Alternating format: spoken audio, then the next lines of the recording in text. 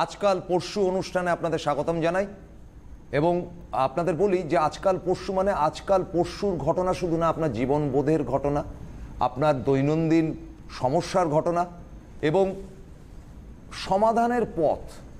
সমাধানের পথ মানে প্রবলেম হবে সঙ্গে সঙ্গে সমাধান হবে, এরকম যদি ব্যাপার থাকতো তাহলে মানুষের মৃত্যু হতো না, মানুষ চিরজীবন বেঁচে থাকতেন। কিন্তু তা তো হবার নয়। সুতরাং সমস্যাও থাকবে, সমাধানের পথও মাঝে মাঝে বেরোবে, ইত্যাদি ইত্যাদি। তো আজকে যে বিষয়টা নিয়ে কথা বলবো সেটা আমাদের জীবনের একটা মস্ত বড় প্রয়োজনীয় বিষয়। তা হচ্ছে যে আপনি একটা মানুষ বা আপনার ছেলে বা যে কোনো বয়সের যাই হোক না কেন,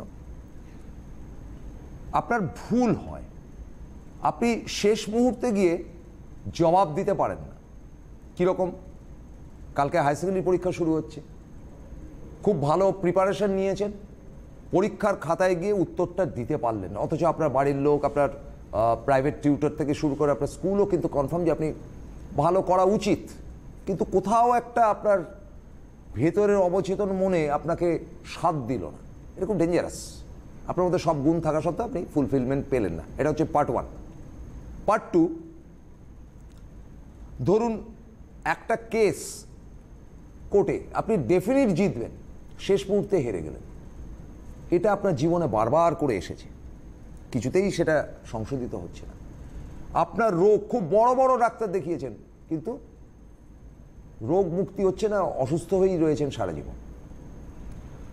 কাজেই শেষ মুহূর্ত আপনাকে সাথ দিচ্ছে না, আপনি কি করবেন? আপনি কি মাস্টারকে গিয়ে বলবেন কী পড়ালেন মশাই, এ তো রেজাল্টেই হল? আপনি কি বলবেন? আপনার ছেলেকে যথেষ্ট সে দিয়েছে, সে আপনার ছেলে পারেন। আপনি কি এটা বলবেন যে কি মশাই কোর্ট কেস করলেন, বলে যে আপনার একটা ফাঁক তো বরাবর থেকে যাচ্ছে বারবার। তো এই যে গ্যাপটা, এই গ্যাপটা আপনার জীবনে উঠতে দিল না, এই সংখ্যাটা কিন্তু বিরাট। আপনারা অনেকেই বলেন যে ছেলের উন্নতি হচ্ছে না কেন, একটু দেখবেন। তার মানে উন্নতির জায়গায় তার ফাঁক রয়েছে। আপনি স্বীকার করুন বা না করুন, তার মধ্যে একটা ল্যাপসেস রয়েছে। তার মতো একটা প্রাইভেট কনসার্নে তার উন্নতি হতে বাধ্য যদি সে কাজের লোক হয়। সেরকমই আপনার ছেলে একটা ভালো কলেজে চান্স পেল না, নিশ্চয়ই তার মধ্যে কোনো রকম একটা গাফিলতি রয়েছে যার জন্য পেল না। তো এই মাইন্ডটাকে ঠিক করবার যে একটা সিস্টেম রয়েছে, সেটা জ্যোতিষী পরামর্শে কি করে করতে পারবেন, সেটা প্রশ্নটা করব এমন একজন মানুষকে যিনি জ্যোতিষ চর্চার সাথে সাথে ফিলোসফিক্যাল ব্যাপার নিয়ে প্রচুর পড়াশোনা করেন, সজলকান্তি ভট্টাচার্য। নমস্কার। The very mindset, the question mark, the mindset, অর্থাৎ যে আমাদের সবসময় একটা ফাইট চলে ড্রিম আর অ্যাকচুয়ালিটির মধ্যে। অ্যাকচুয়ালি আমি হচ্ছে এই পজিশানে, আমার ড্রিম হচ্ছে ওই জায়গায়। সুতরাং we have to make a psychological bridge from actuality to dream. বাস্তব থেকে স্বপ্নের মধ্যে একটা সেতুবন্ধন করে নেওয়ার পরে we have to fight every inch of a place to reach the destination. সুতরাং সে ব্রিজের ওপরে আমাদের প্রত্যেকটা ইঞ্চির জন্য যুদ্ধ করতে করতে আমরা লক্ষ্যে পৌঁছাই। এইবার আসছি দ্য ভেরি মাইন্ডসেট, অর্থাৎ একটা জাতকের একটা জায়গায় অ্যাচিভ করবে, পরীক্ষায় সে অ্যাচিভ করবে, সে চাকরির পরীক্ষা হোক কিংবা কেরিয়ারের পরীক্ষা হোক, দ্য ভেরি মাইন্ডসেট, সেই জায়গাটাকে ধরতে গেলে আমাদের কি দেখতে হবে? Fourth house. ফোর্থ হাউস থেকে নিজের mind and the strength of the mind will be ascertain from the fourth house. ওই জায়গাটাকে আমাকে দেখতে হবে এবং তার সঙ্গেও দেখতে হবে লগ্নাধিপতি যদি রেট্রোগ্রেড অবস্থায় থাকে তাহলে কিন্তু সমস্ত কাজেই কিন্তু একটা শিথিলতা এসে যাবে, ল্যাকুনে চলে আসবে। সুতরাং শরীর এবং মন দুটোই যদি কমেন্সুরেট না হয় তাহলে কোনো জায়গায় কিন্তু সেই জায়গায় লক্ষ্যে কিন্তু পৌঁছানোটা আমাদের কাছে কিন্তু অধরা থেকে যায়। সাপোজ যাদের স্যাটার্নের সাড়ে সাথী চলছে, যেমন আমরা চন্দ্রের উপর থেকে আমরা সাড়ে সাথী বিচার করি, তেমনি লাগ্নিক সাড়ে সাথীকেও কিন্তু সমভাবে গুরুত্ব দিতে হবে। কারণ লগ্ন থেকে বডি অ্যাসার্টেন হয়, অর্থাৎ আমরা 9টা প্ল্যানেট নিয়ে কাজ করি, কিন্তু পৃথিবীটা গেল কোথায়? সে পৃথিবীটা হচ্ছে লগ্ন। সুতরাং যে পৃথিবীর উপর দাঁড়িয়ে আমরা আকাশের 9টা প্ল্যানেটকে তাদের যে গুড এবং ব্যাড ইম্প্যাক্টটা আমাদের জীবনে কতখানি রিফ্লেক্ট হচ্ছে আমরা জানতে চাই। সেক্ষেত্রে পৃথিবীটাকে তো বাদ দিলে চলে না, এবং লগ্ন হচ্ছে পৃথিবী। সেখান দিয়ে যদি শনি যদি গোচরে পাস করে তাহলেও কিন্তু শরীরের উপরে তার প্রভাব পড়ে। লগ্নের উপর দিয়ে শনি যখন পাস করে সেই সময় কিন্তু মানুষ যে স্পিডে এগোচ্ছিল সেটা কিন্তু অনেক স্লথ হয়ে যায়। আমি সজল একটা ফোন নিয়ে নিচ্ছি। হ্যালো। হ্যাঁ, হ্যালো। হ্যাঁ বলুন। হ্যাঁ নমস্কার, আমি আসানসোল থেকে অনুপ তিওয়ারি বলছিলাম। হ্যাঁ সজল দাকে আমার প্রণাম, আপনাকেও আমার দাদার প্রণাম জানেন। নমস্কার। আমার ওই মেয়ের ব্যাপারে একটু জানার ছিল। ডেট অফ বার্থ বলুন। 10/9/2000। 10/9/2000। 2000। সময়টা বলুন। সকাল 10টা 55। জন্ম কোথায়? আসানসোলে।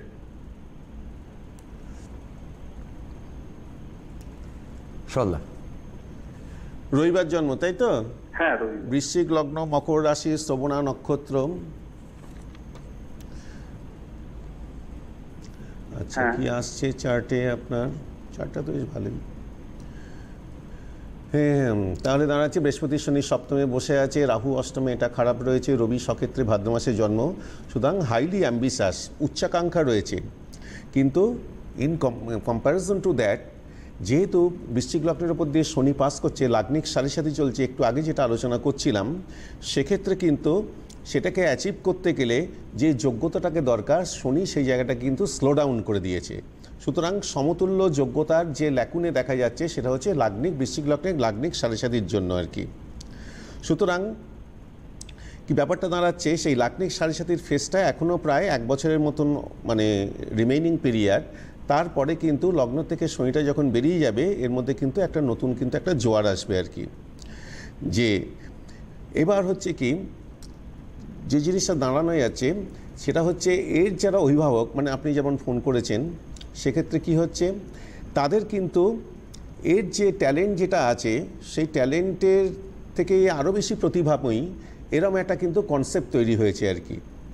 ব্যাপারটা ঠিকই প্রতিভায়ের আছে, কারণ বৃহস্পতি শনি কম্বিনেশনে গুরু সৌরী যোগ রয়েছে, চন্দ্র এখানে শ্রবণা নক্ষত্রে বসে আছে, সক্ষেত্রগ্রস্ত রবি তার মিত্রের সঙ্গে বসে আছে, বুধ শুক্র কম্বিনেশন একাদশে। কিন্তু আপনার এই যে চার্টের মধ্যে লাগ্নিক সাড়ে সাতির জন্য সব কিছু জায়গায় কিন্তু একটা লোডশেডিং পিরিয়ড চলছে। এইবার রবি মঙ্গল কম্বিনেশন এই চার্টে থাকলে আমরা জেনারেলি দেখি আর কি, আমাদের রিসার্চারকে দেখছি যে মেন যে এমবিবিএস ডাক্তারের থেকে একটু স্লট ডাউন হয়ে তলাকার র্যাঙ্ক অ্যান্ড ফাইলে বায়োকেমিস্ট্রি, মাইক্রোবায়োলজি বা এই ধরনের রিলেটেড সাবজেক্টটা কিন্তু এর পক্ষে খুব সুটেবল হবে। এবারে জিজ্ঞেস করার পালা। আপনি এবার বলুন আপনার কেন ফোন করেছিলেন, কি বৃত্তান্ত? আমি ফোন করেছিলাম দাদা, আমার মেয়ে এবছর ওই এমসে বসছে। হ্যাঁ, ও গত বছর উচ্চ মাধ্যমিক পাশ করে এবছর মেডিকেলের জয়েন্টে বসবে। আচ্ছা আচ্ছা, এই 5ই মেতে পরীক্ষা। এই বেশ। ব্যাপারেই দেখতে।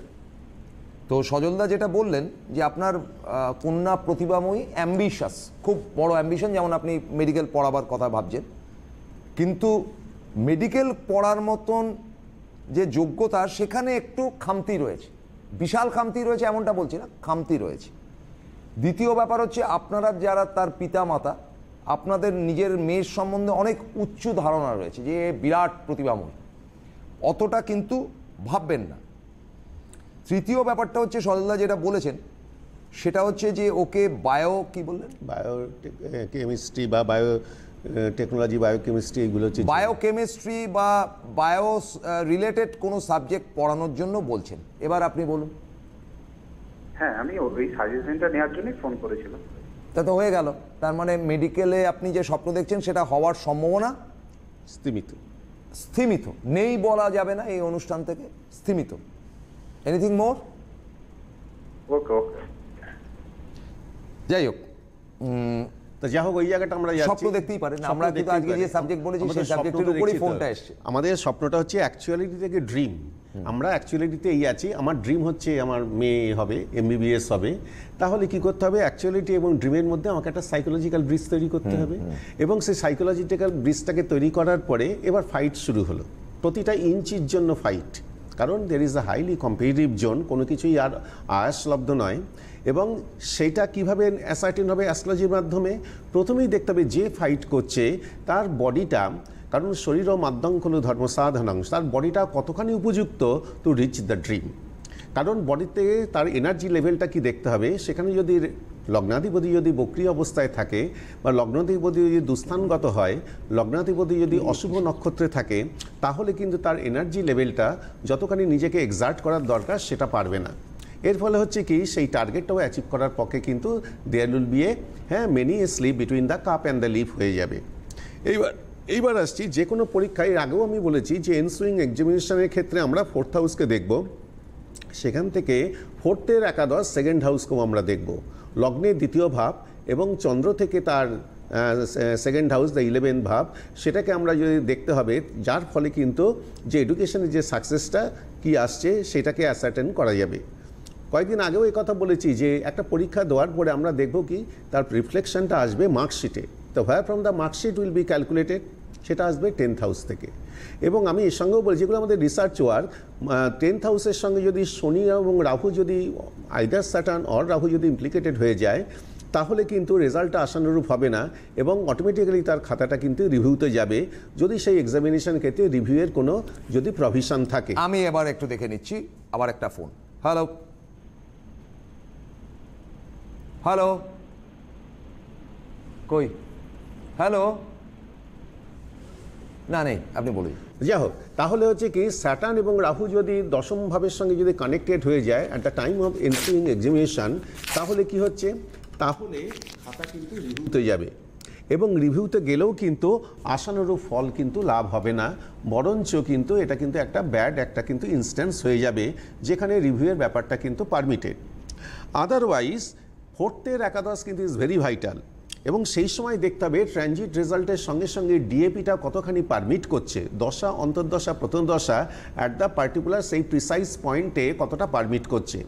অর্থাৎ দেখা গেল কি পরীক্ষার সময় অষ্টমপতির দশা চলছে, তাহলে কি হচ্ছে, অষ্টমপতির দশা মানেই হচ্ছে পরীক্ষার ব্যাপারটা অষ্টম স্থান থেকে ছেদ বিচার হয়, অর্থাৎ কাটিং হয়ে গেল। অর্থাৎ দেখা গেল কি পরীক্ষার হলে গিয়ে অসুস্থ হয়ে পড়লো বা তার আগে অসুস্থ হয়ে পড়লো, পরীক্ষাটা পসপন্ড হয়ে গেল। সুতরাং অষ্টমপতির দশা at the time of ensuing examination, তাহলে কিন্তু সেটা কিন্তু পরীক্ষার পরে ফলের ক্ষেত্রে কিন্তু একটা ইট উইল মানে ব্রিং সাম আনটোল মিজারি এবং সেখানে কিন্তু অষ্টম স্থান থেকে ছেদ বিচার হয়। আমি সজলদা আপনাকে অনুরোধ করব যে আগামীকাল থেকে কোথায় আপনাকে কিভাবে পাওয়া যাবে যদি একটুখানি বলে দেন দর্শকদের। এবার আসছি, প্রতি শনিবার বেহালাতে নতুন চেম্বার হয়েছে 11টা থেকে 2টো, ম্যান্টন সুপার মার্কেট, চেম্বারের নাম হচ্ছে নিয়ন ওয়ার্ল্ড।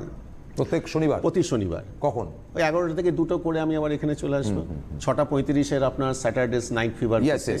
গ্রেট। তারপরে আবার আমি বাঙুরে ব্যাক করে যাব 8টার সময়, ওখান থেকে 9টা-10টা পর্যন্ত যতক্ষণ। প্রতি সোমবার এবং বৃহস্পতিবার গড়িয়াহাটে 115D রাসবিহারী অ্যাভিনিউ, ওখানে আমার চেম্বার রয়েছে, হ্যাঁ, ট্রাঙ্গুলার পার্ক বাস স্ট্যান্ডের ঠিক অপোজিটে। সোমবার দিন যেমন ওখানে চেম্বার করে আমি আবার হাওড়াতে চলে যাই 4টে সাড়ে 4টের মধ্যে, হাওড়াতে গীতা প্যালেস, হ্যাঁ, কদমতলা পোস্ট অফিসের ঠিক উল্টো দিকে, ওখানে যতক্ষণ মানুষজন থাকে দেখে আমি আবার এই প্রোগ্রাম অ্যাটেন্ড করতে 11টা প্রোগ্রাম অ্যাটেন্ড করতে চলে আসি। প্রতি মঙ্গলবার বালিতে নিমতলা জিটি রোড এলাহাবাদ ব্যাংকের বিল্ডিং, ওখানে ফরচুন টাওয়ার, ওখানে চেম্বার। বুধবার দিন সকালবেলা 11টা থেকে 3টে রয়েছে হিন্দ মোটরস 28 নম্বর বিএন দাস রোড নিয়ার মনুরগোলা। আর 5টা থেকে রেস্ট অফ দ্য টাইম সেখানে আমি থাকছি সিথির মোড় পলাঞ্জন বোম্বে ডাইংয়ের শোরুমের ঠিক পেছনে আমার চেম্বার রয়েছে। এবার আসছি যে আগামীকাল তো আমি তো এখানে বালিতে আমাকে পাবেনি, আর সামনের এতে শুক্রবারও আমি বিকালের দিকে আমি হাওড়াতে বসবো। এটা হচ্ছে যারা আজকে দেখতে পারিনি তারা ওদিনকে সুইচ ওভার করে নিয়েছি। শনিবার দিন যথারীতি বেহালা, রবিবার দিন আমি আবার এতে যাব পশ্চিম মেদিনীপুর, ওখানে মহারাজা লজ, সেখানে পশ্চিম মেদিনীপুর মানে মেদিনীপুর টাউনের উপরে একটু কনফার্ম সকালবেলায় যাচ্ছি, ওখানে 12টার থেকে যতক্ষণ থাকে রোববার দিন। তাহলে মোটামুটি এই শিডিউল আপনারা অ্যাকর্ডিং টু ইয়োর কনভেনিয়েন্স। হ্যাঁ, আমিও এটাতে একটুখানি যুক্ত করব। দেখুন, সিটিভিএনে আপনারা ফোন করবেন, এটা আমাদের কাছে সৌভাগ্যের ব্যাপার। সত্যিই তো আপনারা ভালোবাসেন একটি চ্যানেলকে, আপনারা ফোন করেন, কিন্তু তার সাথে সাথে এটাও বলবো যে ভাগ্য পরিবর্তন করা বা করার মতন জায়গা আছে কিনা সেটা জানতে গেলে আপনার কিন্তু জ্যোতিষের কাছে যেতে হবে, যে স্যার একটু বলুন বা দাদা একটু বলুন। তো সুতরাং সেটা আপনারা গিয়ে যোগাযোগ করবেন অবশ্যই, কারণ এটা ক্রুশিয়াল মান্থ, মানে ফেব্রুয়ারি অবধি যাওয়ার হয়ে যাবে, মার্চ থেকে নতুনভাবে আপনাকে ভাবনা চিন্তা করতে হবে, সেটা হায়ার সেকেন্ডারি বলুন, মাধ্যমিক বলুন, সমস্ত পরীক্ষাপাতি ইত্যাদি হয়ে যাচ্ছে। এই যে 3টে ফোন নাম্বার যাচ্ছে, এই ফোন নাম্বারগুলোতে আপনারা ফোন করে আপনাদের বুকিং করুন। আপনি ভাববেন যে সারাটা সপ্তাহ পড়ে রয়েছে, ঠিক আছে দেখা যাক, এত সোজা না সজলদার, কিন্তু প্রচুর ভিড় হয়, প্রচুর ক্লায়েন্টেল। সুতরাং আপনাদের কিন্তু অনেক আগে থেকে বুকিং না করলে মুশকিল। দেখুন আজকেই ফোন করে দেখুন, হয়তো ফোনের উত্তর দেবে না, কালকে আপনাকে জায়গা দেওয়া যাচ্ছে না। সুতরাং যারা আসতে ইচ্ছুক বিশেষ করে সামনের বছর যাদের হায়ার সেকেন্ডারি পরীক্ষা রয়েছে, মাধ্যমিক পরীক্ষা রয়েছে, এবছর তো হয়েই গেল, বা মাধ্যমিক পরীক্ষা দিয়ে উঠেছে যারা, তাদের ভবিষ্যৎটা এই সময়টা খুব ক্রুশিয়াল টাইম, খুব crucial। খুব ক্রুশিয়াল টাইম। একটার পর একটা কিন্তু এমন সব পরীক্ষাগুলো রয়েছে যে জীবনের উপরে আপনার জয়েন্ট রয়েছে একটা ইনডেলিবল মার্ক, হ্যাঁ, কিন্তু স্ট্যাম্পিং হবে। সুতরাং এই সময়টা প্রত্যেকটা মোমেন্ট, এবং সেখানে অ্যাস্ট্রোলজিক্যাল কাউন্সেলিংটা প্রচণ্ডভাবে দরকার। যে লজিকগুলো দিয়ে আমি রিপ্রেজেন্ট করছি অনুষ্ঠানটা, দেখুন কত সাইন্টিফিক্যালি, হ্যাঁ, ঋষিরা তো বলে দিয়ে যায় না মার্কসের 10th হাউস থেকে বিচার হবে। সুতরাং এটা রিসার্চ ওয়ার্ক করে করে বের করতে হয়েছে। It is an ongoing research work, কোনো কিছুই স্ট্যাটিক নয়, এভরিথিং ইজ ডাইনামিক। এবং দেখছি যে এই যে কনস্ট্যান্ট রিসার্চ ওয়ার্কের মাধ্যমে কিন্তু একদম কিন্তু নিউক্লিয়াসে হিট করা যাচ্ছে, প্রপারলি কিন্তু একটা স্টুডেন্টকে গাইড করা যাচ্ছে যে তার ইনসুইং এক্সামিনেশানে তার পরীক্ষার আফটার মার্ক কী ধরনের রেজাল্ট আসবে, মার্কশিটে কী ধরনের রেজাল্ট হবে। হ্যাঁ, এটা প্রয়োজন আছে। তো এটা প্রয়োজনটা মানে কি, আমি তো জানতে পারছি খানিকটা যে কি হবে না। হ্যাঁ, জেনে নিয়ে আমি সেই জন্য নিজেকে রিগ্রুপিং মাই স্ট্রেংথ, আমার সমস্ত শক্তিটাকে সংহত করে আমি জাম্প করছি। ঠিক আছে, এই যখন পজিশন, ঠিক আছে, যে দৈবায়ত্তং কুলে জন্ম মদায়ত্তং তো পৌরসম, কর্ণের মতন বলতেই পারি দৈববশে আমি সারথী কুলে জন্মগ্রহণ করেছি, কিন্তু পৌরসম আর করায়ত্ত। সুতরাং we can achieve the target. Manliness, masculine virility, অনেক বড় বড় টার্মিনোলজি ইউজ করা যায়, কিন্তু মানুষের ইচ্ছাশক্তিই সব বড়। তার সঙ্গে যদি রেমিডিয়াল মেজারটা যদি প্রপার পড়ে, তাহলে কিন্তু টোটাল ব্যাপারটা কিন্তু অন্য ডাইমেনশনে চলে যেতে পারে। এবং it is a magical twist at the last minute সাজেশনের মতন, আলটিমেট ম্যাজিক্যাল টুইস্ট। ঠিক প্রপার অ্যাস্ট্রোলজিক্যাল রিডিংটা করে নিয়ে সেই জায়গাটায় যদি সূক্ষ্মভাবে যদি করে দেওয়া যায়, টিউনিং করে দেওয়া যায়, তাহলে কিন্তু টোটালটা না হলেও টু এ গ্রেটার এক্সটেন্ট কিন্তু রেজাল্টটাকে কিন্তু একটা রিমার্কেবল একটা হাইটে কিন্তু নিয়ে যাওয়া যায়। এবং তার জন্য অ্যাস্ট্রোলজিক্যালি একটা চার্ট আসার সঙ্গে সঙ্গে দেখতে হবে যে যে কম্বিনেশনগুলো বললাম, তার 10th হাউসের পজিশন, 2nd হাউসের পজিশন, 4th হাউসের ল, তার ডিএপি কী আছে, ট্রানজিটটা কী আছে, সব সেকেন্ডের মধ্যে ভেবে নিয়ে তাকে সাজেশন দাও, তুমি এই জায়গাটা একটু পার্টিকুলারলি বুস্ট আপ করো। হ্যাঁ, করার সঙ্গে সঙ্গে কিন্তু রেজাল্টটা কিন্তু একটা এক্সট্রাঅর্ডিনারি লেভেলে কিন্তু চলে যায়। সুতরাং এই ভাইটাল টাইমে, যেখানে কিন্তু it will put an indelible mark on our career, একটা ভালো স্ট্যাম্পিং হবে, যে স্ট্যাম্পিংটা জীবনে আর কোনো দিন উঠবে না, সেক্ষেত্রে কিন্তু এই অ্যাস্ট্রোলজিক্যাল যে সূক্ষ্ম ক্যালকুলেশনটাকে করে নিয়ে তাকে প্রপার রেমেডিটা দেওয়ার কিন্তু মোক্ষম সময়, অনেকটা সময় চলে গেছে, কিন্তু তা বলেও সবটা যায়নি। সুতরাং একটা 11th আওয়ারে বসেও কিন্তু জিনিসটাকে কিন্তু করা যায়, টার্নিং রাউন্ড করা যায়। আমি এবার একটা ফোন নিই। হ্যালো। হ্যালো, হ্যাঁ বলুন। হ্যাঁ, আমি দমদম থেকে বলছি। আমার নাম হচ্ছে অর্পিতা। আপনার ডেট অফ বার্থ বলুন।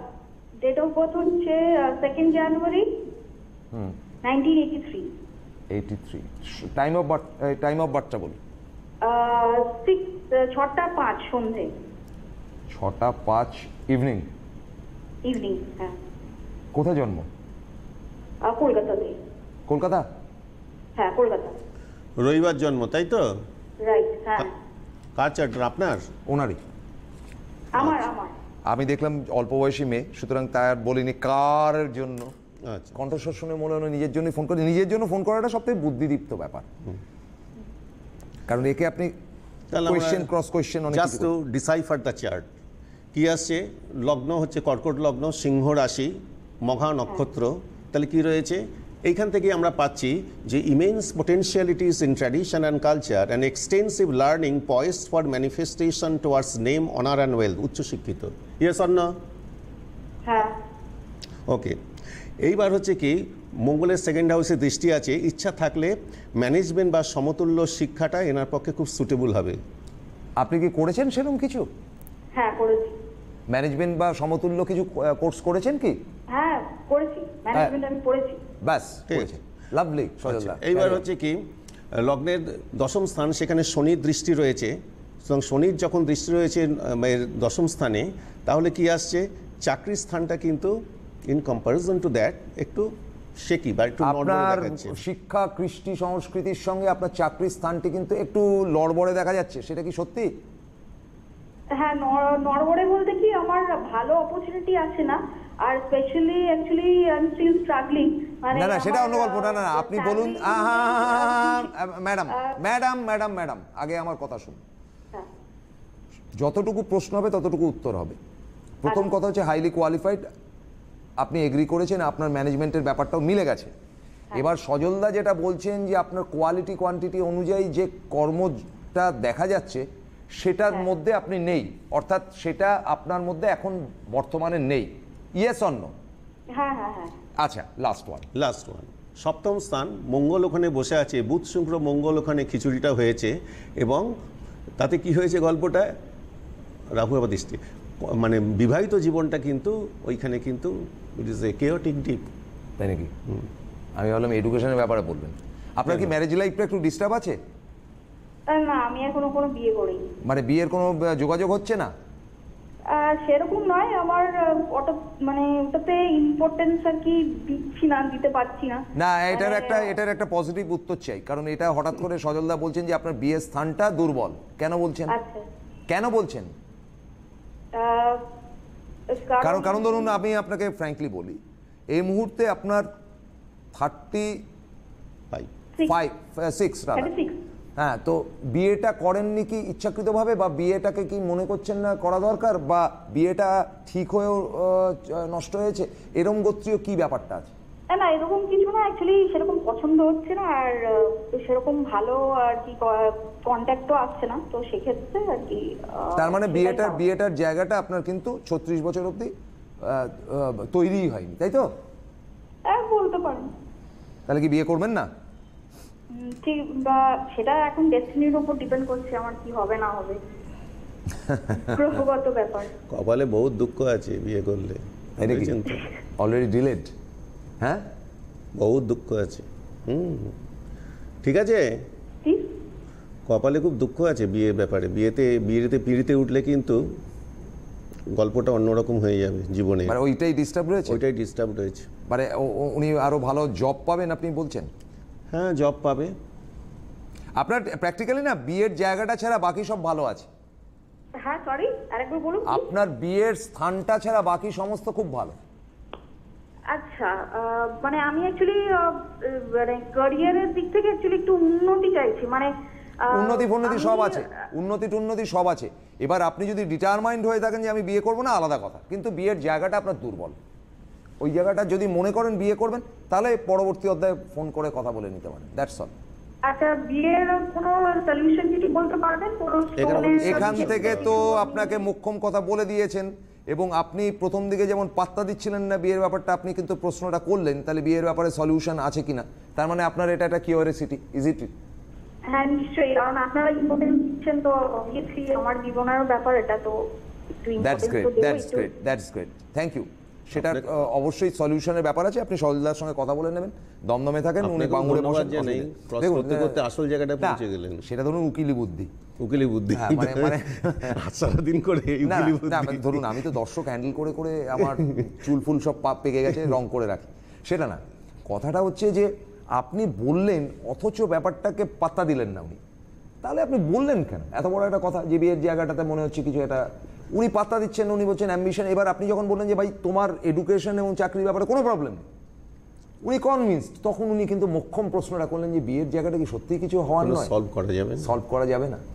তার মানে ওটা ওনার কিন্তু একটা মোক্ষম প্রশ্নের অংশ ছিল, যেটা উনি ডিসকাস করতে পারেন ন্যাচারালি। এই ধরনের কোয়ালিফাইড ভালো মেয়েরা যারা আজকের আমাদের সোসাইটির ক্রিম, মানে বলতে নেই, এই ভদ্রমহিলা তো আমাদের সোসাইটির একটা গর্ব, কিন্তু ওনার নিজের বিয়ে সম্বন্ধে প্রশ্ন সরাসরি করবো কি করবো না দোদুল্যমান অবস্থা কিন্তু আলটিমেটলি করলেন। That's great. যিনি লাস্ট ফোন করেছেন, ফোনটা আমাদের লাড্ডুর মতো নাকি? না, ডেফিনেটলি ঠিক আছে, হাইলি কোয়ালিফাইড, যেখানে যাবেন ভালো ভালো চাকরি পাবেন, তার তো সেরকম একটা। যাই হোক, আজকে দুর্দান্তভাবে অনুষ্ঠান শেষ করলাম। আগামী শনিবার দিন আপনাদের সঙ্গে আমার দেখা হবে ঠিক সন্ধ্যে 6:30টায় সিটিভিএন চ্যানেলে, এবং সিএন চ্যানেল বা ক্যালকাটা নিউজে দেখা হবে আগামী রোববার সকাল 10টায়। Thank you very much and yes, good night.